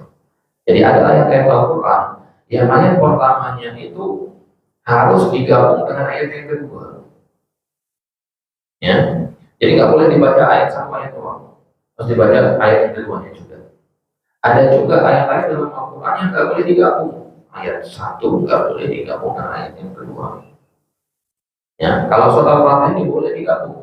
Alhamdulillahirabbil alamin arrahmanir rahim maliki yaumiddin. Boleh. Kenapa?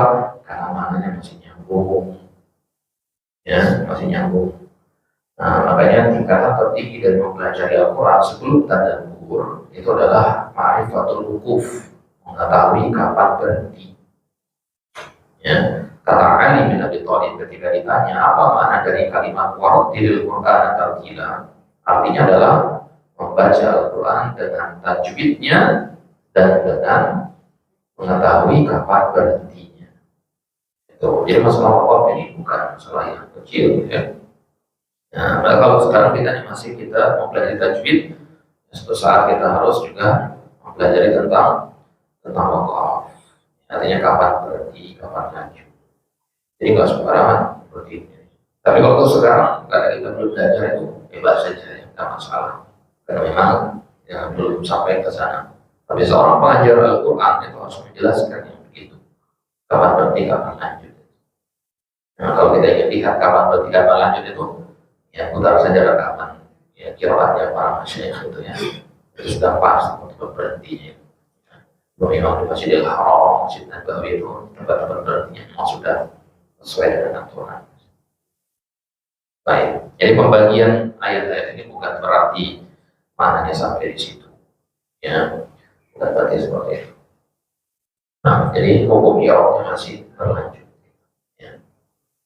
Baik, jelas sih. Ada Ustaz, Silakan. ini yang apa mungkin baca Maliki di kalangan Syiah itu dibacanya panjang.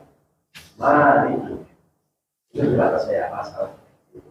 Orang Syiah, baik Allah menyebutkan qiraat mereka ya. Yang jelas qiraat mereka itu tidak dianggap ya, karena mereka kita bukan bagian dari Islam. Pak. Orang Syiah itu bukan bagian dari Islam. Jadi mereka baca dengan apapun terserah mereka. Ya. Ya. Nah, Syiah Rafidhah itu bukan bagian dari Islam karena mereka menghancurkan dan tidak mengakui fondasi-fondasi keimanan. Ya. Mereka tidak sempurna dalam mengimani al-iman bil usul. Ya. Mereka juga tidak mencintai para sahabat Ahlul Bait. Ya. Mereka membenci Aisyah, Abu Bakar dan Umar. Ya, ini sudah cukup sebagai ya, tanda mereka itu telah keluar dari Islam. Orang yang tidak mencintai Abu Bakar dan Umar ya, dan mengaku mencintai Nabi ini, bagaimana ceritanya? Maka Syiah itu bukan bagian Islam, kafir mereka. Ya. Ironinya di Indonesia ini banyak, ya, sudah mulai banyak ya Syiah menyusup di universitas, ya, di lembaga-lembaga. Ini kita wajib berhati-hati dari mereka. Jadi bagaimana kalau jemaah mereka tidak dianggap jemaah mereka? Mereka membaca Maliki, usaha mereka baca rata-rata sholat dulu, fikih mereka semua beda dari Islam. Ya. Nah, tapi dikarenakan para ulama kadang dilukilkan jemaah Syiah. Ya. Tapi itu Syiah yang dulu, yang bukan Syiah versi sekarang. Ya. Syiah di zamannya Ali dulu itu dilukil jawabannya. Nah, jadi para ulama pun menukil itu untuk membantahnya. Ya. Maka ucapan-ucapan orang Syiah yang sekarang ini tidak pernah dinukil oleh para ulama di kitab-kitab mereka. Kenapa? Karena tidak pantas untuk dibantah, saking jelasnya kesalahan mereka. Ya. Nah, mereka sudah tidak beriman kepada Allah. Baik, ya, jadi Allah alam bagaimana kehidupan mereka, tapi jelas kehidupan mereka tidak penting untuk kita tahu. Baik, kemudian kita sudah habis waktu. Habis ya. Satu ayat lagi. Iyyaka na'budu wa iyyaka nasta'in. Iyyaka itu artinya kepada. Ya. Tapi karena dia letaknya di depan, maka ditambahkan kata hanya. Kalimat kepada itu biasanya di belakangnya. Ya, kepadamu. Ya. Saya memberikan uang kepadamu. Beda dengan kepadamu saya memberikan uang. Lantas di ayat ini kenapa kepadamu dulu baru kalimat sebelumnya? Jadi dirubah sebenarnya ya.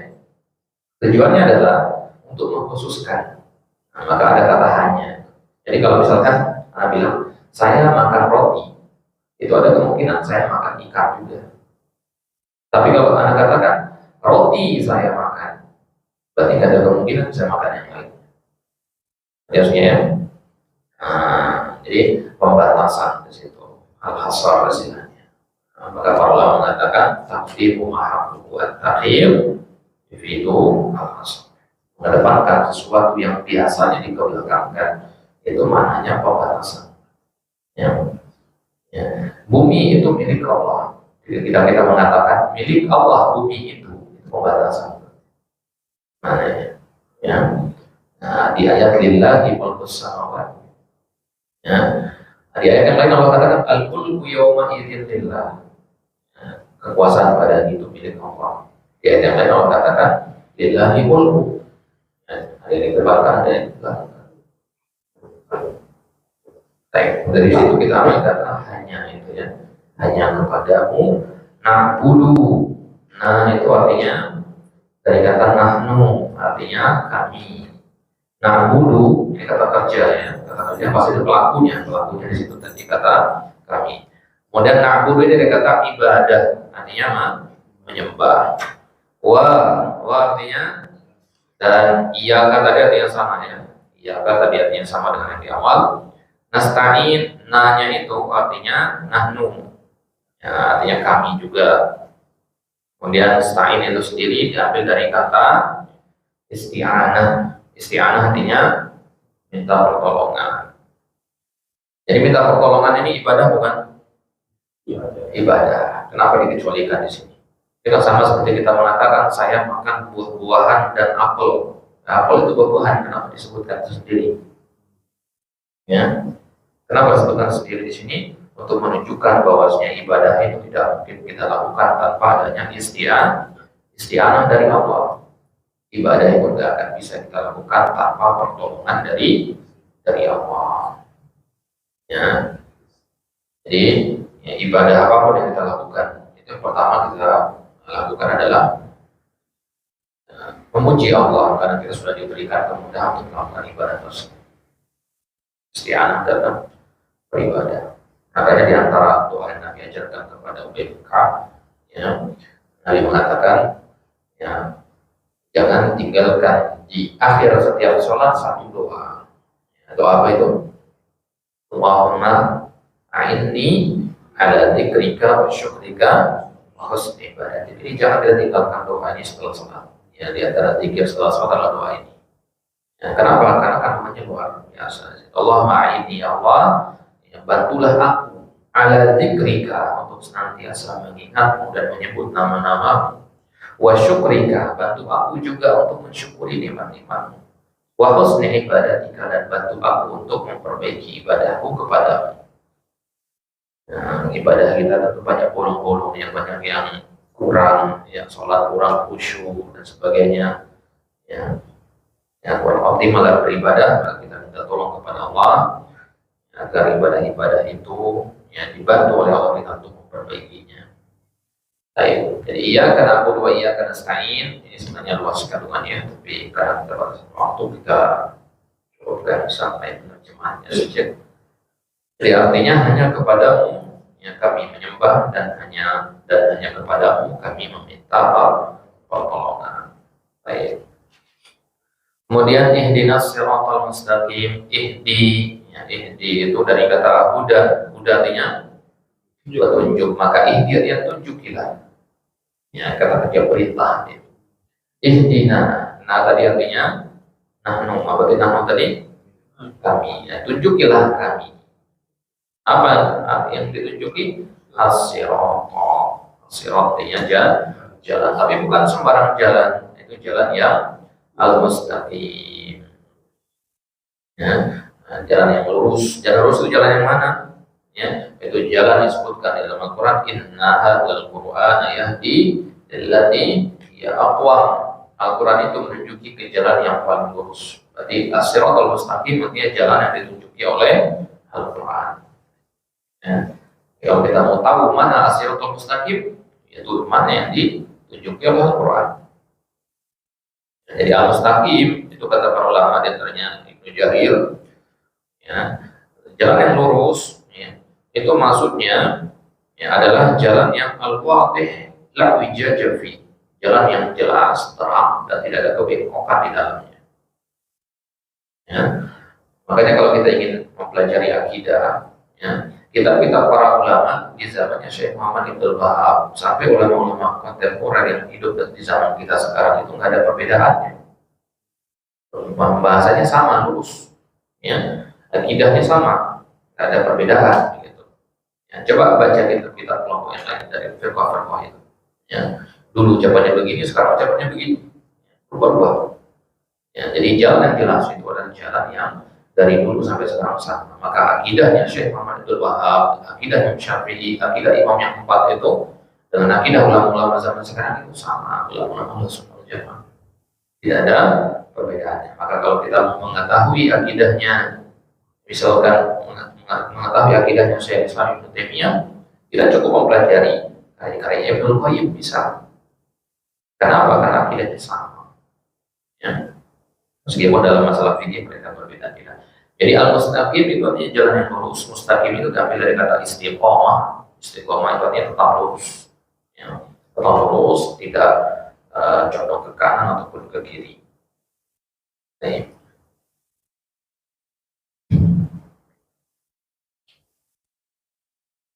Baik, kemudian siratal ladzina an'amta alaihim. Kemudian ayat yang terakhir ini adalah tafsir dari ayat yang tadi.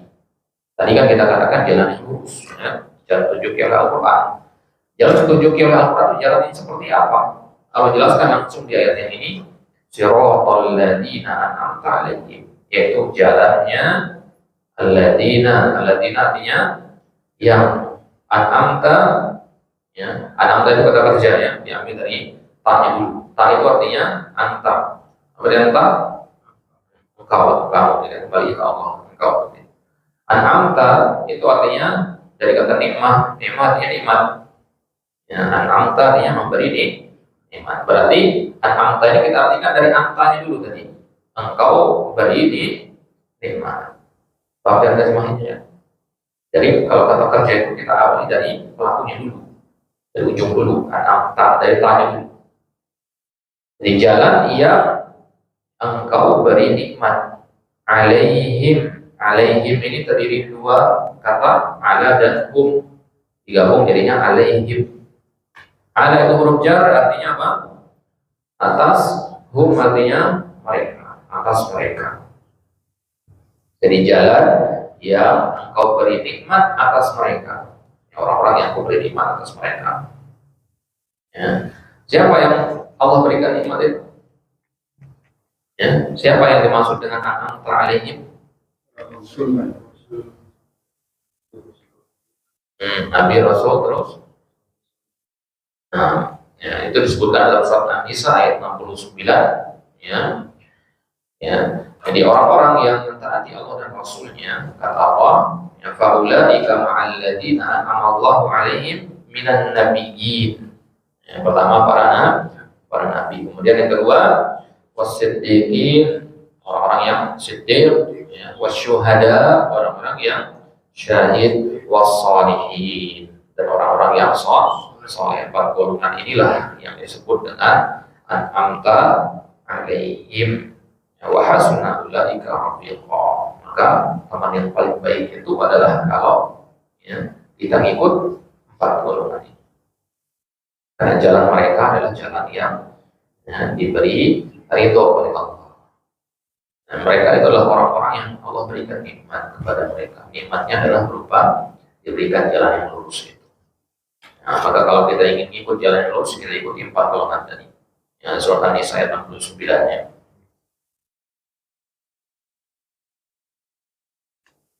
Wa man yuti'illah wa rasul fa ulaika alladzina an'ama Allahu 'alaihim minan nabiyyin was-siddiqin wasyuhada'i was-shalihin wa hasuna ulaika rafiqa.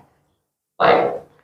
Jadi tunjuki kami jalan yang lurus, jalan yang begini-begini. Jadi Allah tafsirkan di sini jalan yang lurus itu seperti apa? Itu jalan yang kau berikan nikmat kepada orang-orang yang menempuhnya, yaitu empat golongan tadi. Ya, ghairil maghdub. Kemudian Allah jelaskan lagi, bukan, ghairnya bukan, yang lain, ya, selain al-maghdub, jalannya orang-orang yang maghdub. Maghdub itu dikatakan qadab artinya marah, murah, murka. Ya, jadi maghdub artinya yang dimurkai. Bukan jalan orang-orang yang dimurkai, alaihim, atas mereka, wala, bukan juga ad-dhalin. Ad-dhalin itu dari kata dolalah. Apa itu dolalah? Ya, kullu bid'atin dolalah. Nah, dhalin itu orangnya, ya, artinya orang yang tersesat. Bukan jalan orang yang dimurkai, bukan juga jalan orang yang tersesat. Jadi Allah jelaskan jalan lurus itu begini, bukan yang begini, gitu ya. Nah, kalau kita menjelaskan apa itu tauhid, jelaskan apa lawan dari tauhid, itu syirik, karena begitu metode Al-Quran yang untuk menutup celah kepada makna itu. Baik. Jadi jalan orang yang dimurkai dan jalan orang yang tersesat. Siapa orang yang dimurkai? Siapa dimaksud orang yang dimurkai di sini? Yahudi. Kenapa mereka dimurkai? Karena mereka punya ilmu tapi tidak beramal. Kemudian orang tersesat, siapa maksudnya? Nasrani, karena mereka beramal tanpa dasar ilmu. Orang Yahudi ini punya ilmu, artinya mereka punya ilmu tentang kenabiannya Nabi. Mereka tahu Nabi itu, bahkan dikatakan mereka itu ya'rifunahu kama ya'rifuna abna'ahum. Mereka mengenali Nabi sebagaimana mereka mengenali anak-anak mereka sendiri. Sebelum Nabi lahir, mereka sudah tahu akan ada seorang Nabi lahir dengan ciri-ciri begini. Ya. Ya, ya. Jadi itu orang-orang Yahudi, mereka punya ilmu tapi tidak mau beramal. Sedangkan orang Nasrani tidak punya ilmu, ya, dan beramal tanpa didasari ilmu. Itu orang Nasrani, yaitu ketika mereka mengatakan Isa adalah, ya, anak Allah. Ya, ketika mereka mengatakan Isa adalah persembahan Salisus Salasa, satu dari yang tiga Trinitas itu. Nah, ini kan tanpa dasar ilmu mereka beramal. Baik, berarti kalau ada orang punya ilmu tapi tidak beramal, masuk pada dalam ini. Nah, kata Allah masuk. Ya. Orang yang punya ilmu tapi tidak beramal, atau orang yang beramal tanpa dasar ilmu, masuk dalam ayat ini. Nah, berarti di sini, ya, ada celah terhadap sifat, ya, ketiadaan ilmu pada diri seorang. Ya, ilmu itu melahirkan amal, maka keduanya harus berbarengan. Nah, sekarang bagaimana akan lahir amal tanpa ada ilmu terlebih dahulu? Jadi ilmu kemudian amal, maka kata Bukhari apa? Ya, al ilmu qabla al qawli wal amal. Ilmu dulu sebelum berkata dan berbuat. Nah, baik, terakhir kita terjemahkan. Sirata tadi artinya apa? Jalan. Alladzina, yang an'amta, tanya itu apa? Engkau. An'am tadi beriman. Alaihim, ala tadi atas. Him, mereka. Ghairi, bukan. Al-maghdub, yang dimurkai. Alaihim lagi atas mereka juga. Wala, ya, watinya, dan la artinya bukan. Ad-dhalin artinya yang tersesat. Nah, jadi bisa insyaallah terjemahkannya. Tadi kalau mendengar satu khawatir bisa berarti ya tahu minimal terjemahannya, ya, minimal terjemahannya tahu. Baik, itu dia pembahasan kita. Wassalamualaikum. Sebelum ditutup pada pertanyaan.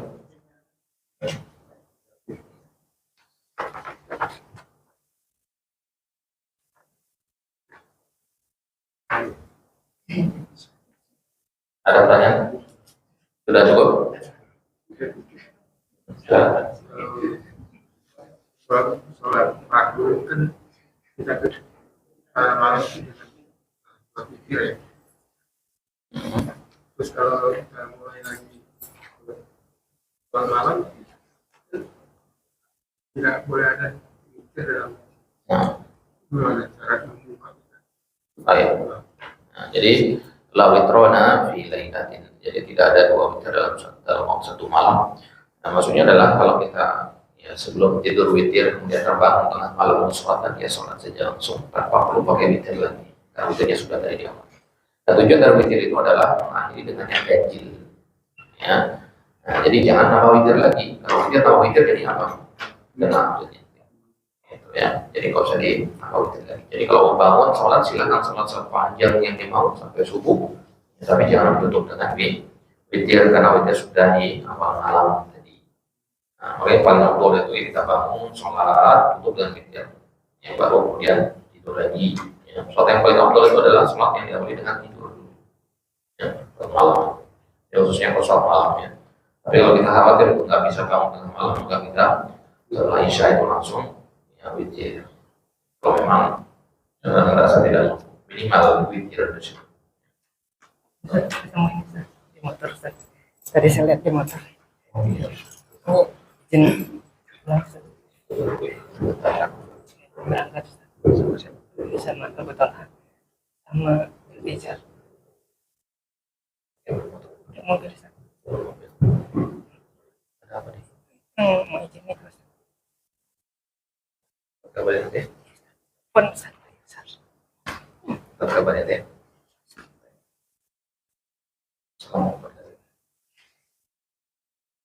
Baik, ada penontonnya. Sholat istiftah itu untuk apa? Sholat Istiftah. istiftah, doa istiftah. Sholat sebelum sholat malam itu ada sholat istiftah. Sholat istiftah, doa istiftah mungkin. Kalau sholat istiftah belum tahu. Sholat istiftah, kalau istiftah itu doa apa? Ya, doa, ya, Allahumma ba'id baini wa baina khotoya itu, ya, itu doa iftitah, doa pembuka sholat. Ya, itu ketika kita baca setelah takbir, ya, sebelum baca Al-Fatihah. Dalam kita itu ya ada 6 versi dari Nabi, semuanya sekarang hadis yang sahih. Yang paling sahih dari 6 versi itu yang mana? Itu yang Allahumma ba'id. Nah, itu yang paling sahih. Jadi kalau kita mau mengamalkan baca dari hafalkan kata 6 itu ganti-ganti nanti. Ya, hari ini pakai ini, hari ini pakai itu. Itu tidak dalam amalkan sunnah. Ya. Jadi kita variasikan ibadah-ibadah itu agar kita tidak meninggalkan sunnah. Karena semua itu adalah qiraat yang sahih dari Nabi. Berdasarkan hadis-hadis dalam Bukhari dan Muslim. Baik, Allah Ta'ala alam, wassallallahu ala nabiyina Muhammad wa ala alihi wasallam. Berarti insyaallah di pekan selanjutnya ya kita akan masuk ke jilid yang kedua insyaallah ta'ala.